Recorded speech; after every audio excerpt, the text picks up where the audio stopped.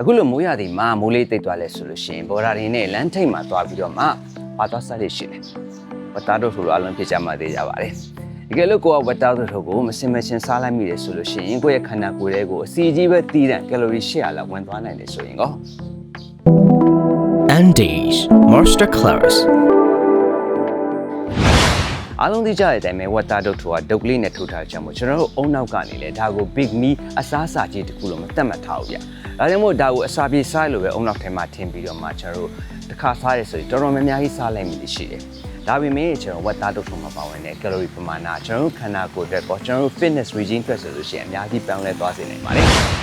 တကယ်တော့ဝတ်သားတုပ်ထိုးစားတဲ့အခါမှာဆိုလို့ရှိရင် calorie များသွားကျွန်တော်စားနေတဲ့အသားတွေဒီကြောင့်မဟုတ်ဘူးဗျကျွန်တော်အားလုံးကြိုက်ကြတယ်အချင်းရည်ကြောင့်လည်းပါတယ်အချင်းရည်ကဆိုလို့ရှိရင်ကျွန်တော်တရားတော်လေးများပြီးတော့မှအချင်းရည်ကိုအမြဲတမ်းစိတ်ပြီးစားနေတဲ့အခါမှာရှင် calorie တော်တော်လေးမြင့်တက်သွားနိုင်ပါတယ်ပြီးတော့မှကျွန်တော်တို့ဝတ်သားတို့ရဲ့စားရဆိုအားလုံးကြိုက်ကြတဲ့ဦးသိန်းတို့ဥပအတွင်းမှာရှိတဲ့ကလေးစားတွေပြီးတော့မှအစီတွေကဆိုလို့ရှိရင်လည်းကျွန်တော်ခန္ဓာကိုယ်ရဲ့ကို saturated fat လို့ခေါ်တဲ့ပြေဝစီတွေကို direct mountain တွေလို့ဖြစ်တယ်ဗျကျွန်တော်ဝတ်သားတို့ထုတ်ကို10ချောင်းလောက်အချင်းထဲမှာစက်တိုက်နေပစ်စားတယ်ဆိုလို့ရှိရင်တော့ကျွန်တော်တရက်ဂျင်မှာသွားပြီးတော့မှလုံနေတဲ့ကျွန်တော် calorie ပမာဏတွေအားလုံးကကုန်သွားတယ်လို့ပြောလို့ရပါတယ်။ဒါဆိုလို့ရှိရင်ကိုယ့်ရဲ့ fitness regime မပြတ်သွားအောင်လို့ဝတ်သားတို့ကိုလုံးဝမစားရတော့ဘူးလား။စားလို့ရတာပေါ့ဗျာဒီချက်လေးတွေကိုတည်ထားဖို့ရရှိပါတယ်။နံပါတ်1တက်စားတဲ့အခါမှာဆိုလို့ရှိရင်ကျွန်တော်အရင်စားနေကြအစီတွေများတဲ့ကျွန်တော်တို့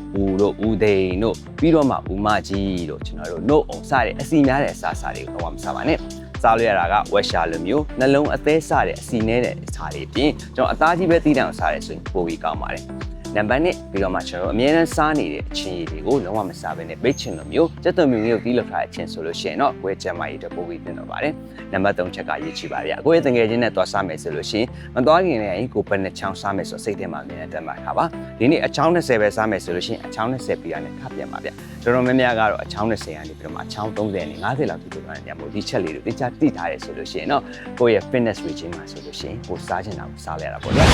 ဒါကြောင့်မို့လူတစ်ယောက်မှာ fit ဖြစ်ဖို့အတွက်ဆိုလို့ရှိရင်အိမ်မှာကြီးပဲအရင် clean ဖြစ်တဲ့ food တွေကိုစားစရာမလိုဘူးဗျာတစ်ခါလေးကြာလေကိုကြိုက်တဲ့အစားအစာလေးတွေစားတတ်ဖို့လေးရည်ချပါတယ်လူစားတဲ့အခါမှာဆိုလို့ရှိရင်ကိုယ့်ရဲ့ fitness regime ကိုမပြတ်သွားအောင်လို့ဘယ်လိုစားမလဲဆိုတဲ့ hack လေးကိုဒါသိဖို့ရည်ချပါတယ်ဗျာဒီနေ့ဗီဒီယိုလေးကတော့ကျွန်တော်ဝတ်သားတုပ်ထိုးကြိုက်တဲ့လူတွေအတွက်ဝတ်သားတုပ်ဆိုင်စားတဲ့အခါမှာဆိုလို့ရှိရင်ဘာတွေရှောင်းမလဲဘယ်လိုစားတော့မလဲဆိုတော့သိသွားပြီလို့ထင်ပါတယ်ဒီနေ့ဗီဒီယိုလည်းအားလုံးအတွက်သုံးဝင်လိမ့်မယ်လို့မျှော်လင့်ပါတယ်ဗျာနောက်ထပ်ဗီဒီယိုမှာပြန်တွေ့ရမယ်အားလုံးပဲ see ပါဗျာ